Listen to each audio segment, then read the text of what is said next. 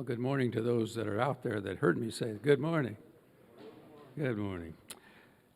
One of the assignments of the White Estate, as I mentioned in my presentation yesterday morning, is that we are to promote the Adventist, the heritage of the church on behalf of the General Conference. So this morning, my devotional will be a short story about our first official missionary, Jane Andrews. The text that I'm using from Philippians 13 and 14, "Brethren, I count not myself to have apprehended, but this one thing I do, forgetting those things which are behind, and reaching forth unto those things which are before, I press toward the mark for the prize of the high calling of God in Christ Jesus." Jane Andrews was, well, I'm not sure what I'm doing here. Oh, it's up there. I'm looking in the wrong place. No wonder. I was looking at the counter. Jane Andrews, best known for being Adventism's first official international missionary. He also is known for having authored our first major book on the history of the Sabbath. He was the third president of our General Conference. For a couple of years, he edited our paper, the Review and Herald, and in short, he was a brilliant scholar. As a teenager growing up in Paris Hill, Maine, John asked his father to buy him books. What kind of books did John want his father to buy for him? Ones that would let him teach himself to read the Bible in Greek, Hebrew, and Latin. Eventually, John Andrews could read the Bible in 7 languages. He also acknowledged on one occasion, when asked, he acknowledged that he could reproduce the entire New Testament from memory if all copies were lost. It's little wonder that many years later, Ellen White, describing Pastor Andrews, wrote to the early believers in Europe, quotes, "We sent you the ablest man in all our ranks." Jane Andrews, here's a picture of his family with 2 of his children. He had at least 2 others that died earlier than this. But he's shown there with his beloved wife, Angela and Stevens Andrews. Apparently they had a very close relationship in their marriage. And the son, Charles, and the daughter, Mary. And we'll be talking about both of them, but especially Mary, a little bit later. In 1874, September of 1874, Elder Andrews and his family set sail for Europe, first to England and then on to Switzerland. Charles was 16 when the family left for Europe. He stayed in Switzerland after the story ends that I'll be sharing this morning.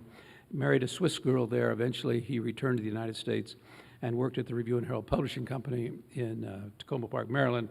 That's where he died and is buried.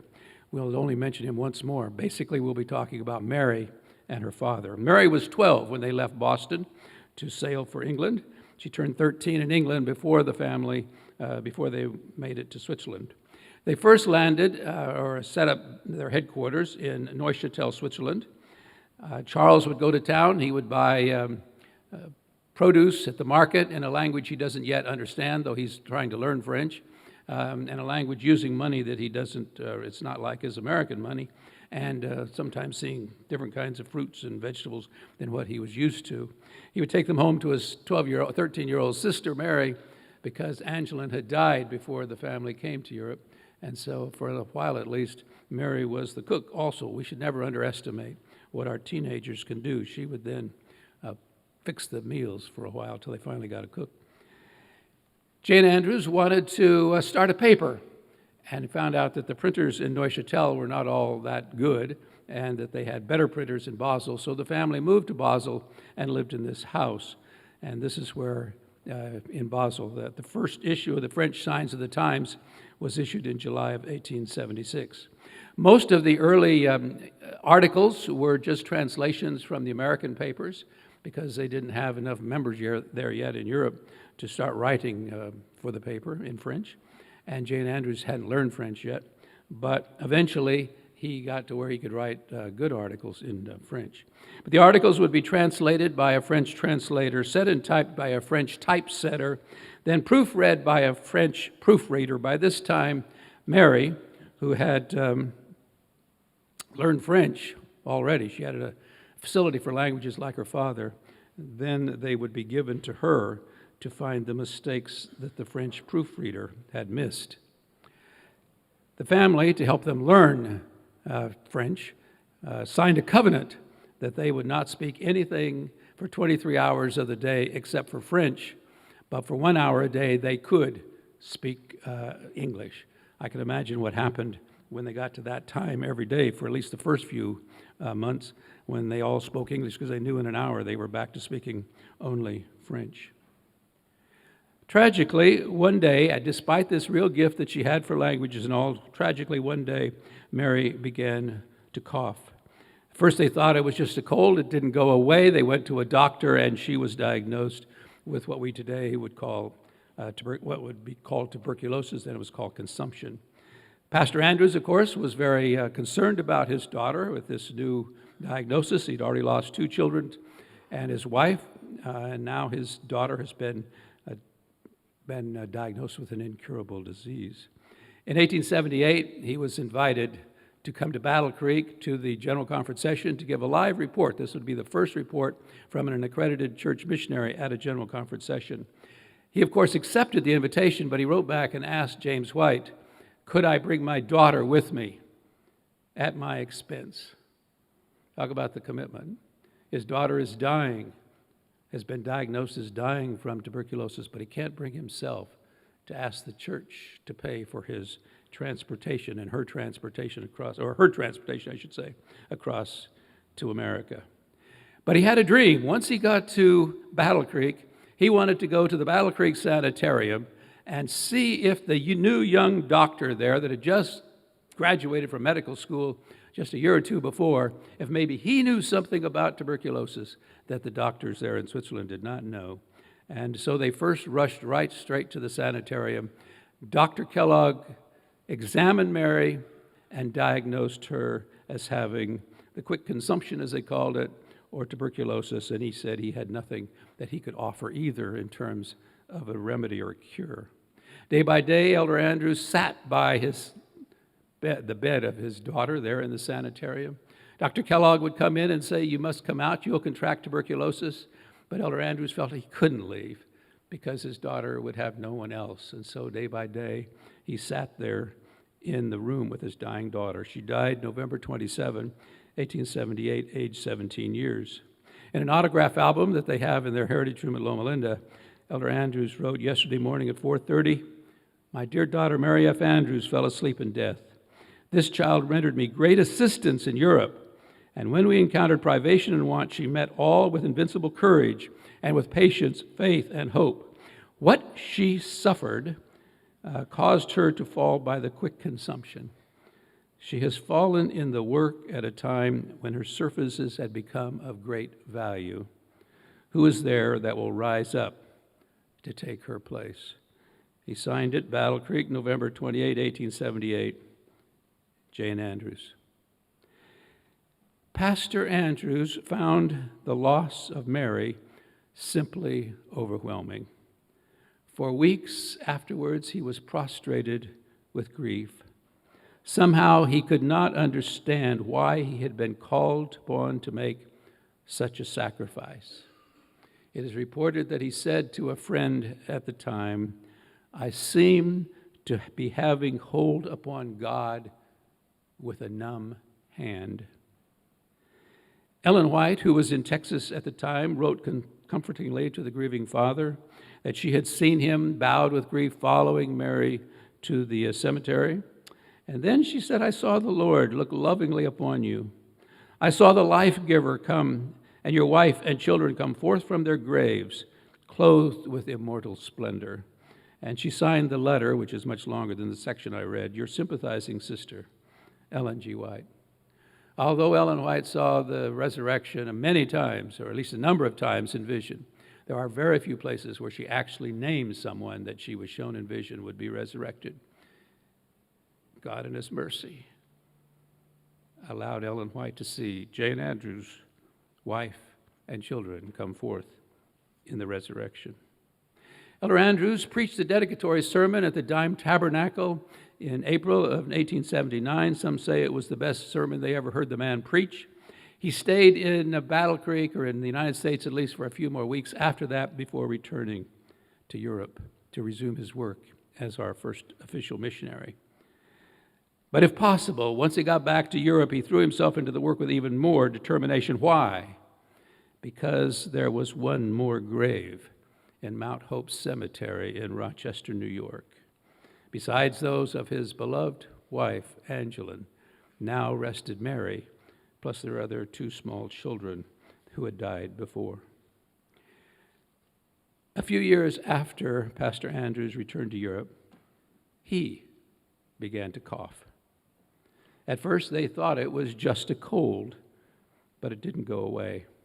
Going to a physician, the doctor examined him and confirmed their worst fears. Pastor Andrews had contracted tuberculosis.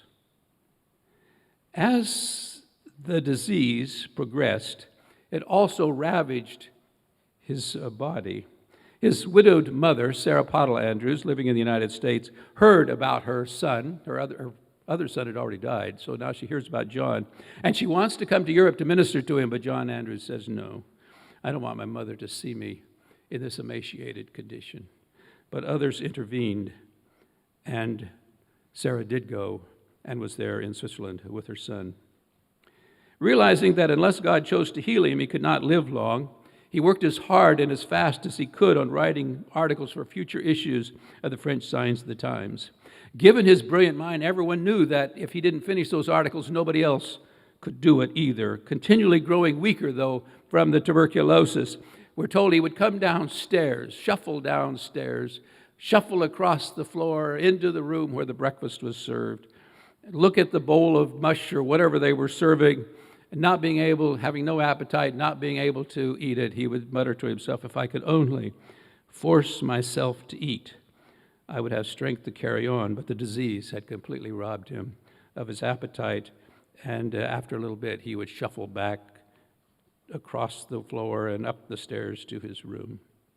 Realizing again that he was not going to probably live long unless God chose to heal him, he wrote to his brother-in-law, Uriah Smith, who was editor of the Review, and said to him that he made a special request.